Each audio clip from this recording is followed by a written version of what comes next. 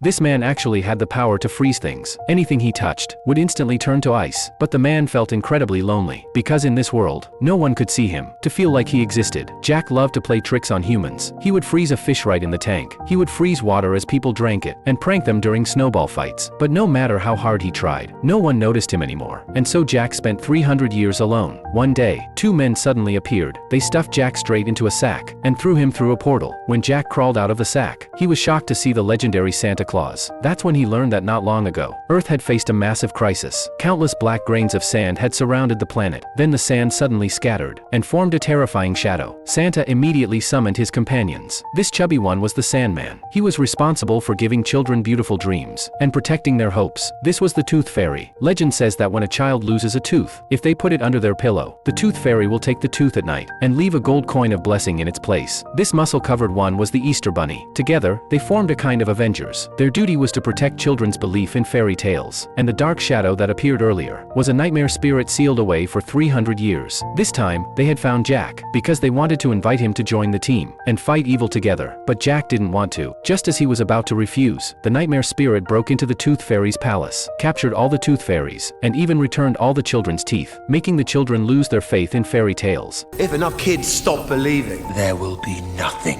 but fear and darkness and me. Jack tried to attack the nightmare spirit, but the cunning spirit vanished instantly. Seeing how heartbroken the Tooth Fairy was, Jack stepped forward to comfort her, and that's when he learned that inside the stolen baby teeth were the children's most precious memories. When they grew up and faced hardship, those memories would reappear. Jack then realized that if he could find his own baby teeth, he could recover his memories. Just then, the Tooth Fairy's feathers began to fall, and the murals on the walls started to decay. It was clear that children had already begun to stop believing in her.